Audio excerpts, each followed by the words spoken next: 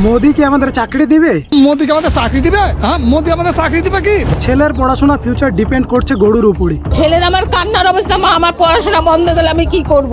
গরু বন্ধ করলে নাকি মুসলিমরা জব্দ হবে। জব্দ আমরাই হচ্ছি। ইতিহাসে এই প্রথমবার কোনো হিন্দু সম্প্রদায়ের মানুষ মিছিল করছে কুরবানি হোক।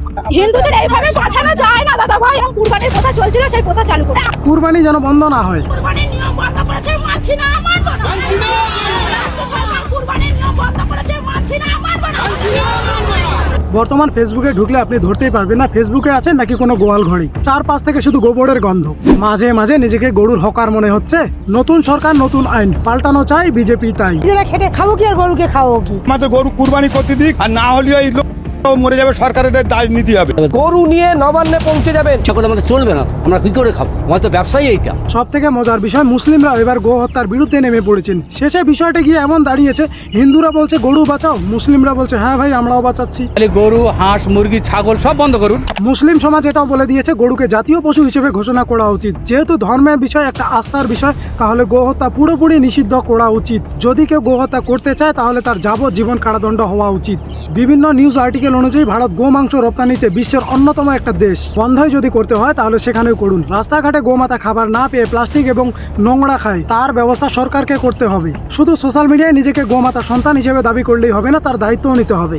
সরকার বলেছে 14 বছর হয়ে গেলে তা খাবার জন্য ব্যবহার করতে পারেন। তাহলে এখন প্রশ্ন, তাহলে 14 বছরের জন্য কি শুধু তোমাদের গোমাতা? গরুর 14 বছর বয়স হয়ে গিয়েছে, আমরা কিভাবে বুঝবো? কে দিবে এর জন্ম সার্টিফিকেট? একটা হাসপাতাল খোলা উচিত যেখানে নার্স এসে বলবে কংগ্রাচুলেশনস, আপনার একটা বাছুর হয়েছে। সব শেষে বলা যায় গরু এখন শুধু একটা পশু না, এটা রাজনীতি, ব্যবসা, ধর্ম, ভোট সব মিলিয়ে একটা মিশ্র প্যাকেজ। কেউ ধর্ম বাঁচায়, কেউ ব্যবসা বাঁচায়, কেউ ভোট বাঁচায়। যদি না হয় তাহলে রাস্তার ধারে কত গরু না খেতে পেয়ে প্লাস্টিক খায়, ডাস্টবিনে মুখ লাগায়, নোংরা খায়, কোনো সময় মোড়ে পড়ে থাকে, কোনো সময় আবার পায়ে চলতে পারে না। এমনও দেখা যায় কোনো বিরল রোগে আক্রান্ত হয়ে পড়ে আছে, তখন না কোনো গোরক্ষক বাহিনী, না গোমাতার সন্তান, না সরকার, কেউ এগিয়ে আসে না। কেন?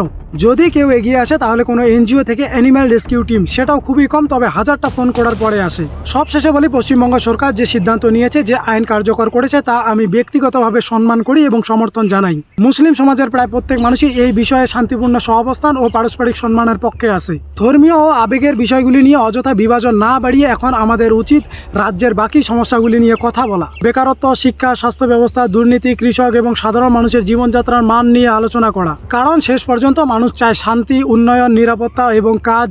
সোশ্যাল মিডিয়ায় ফালতু ঝগড়া না করে বাস্তব সমস্যার সমাধানই হওয়া উচিত আমাদের মূল লক্ষ্য।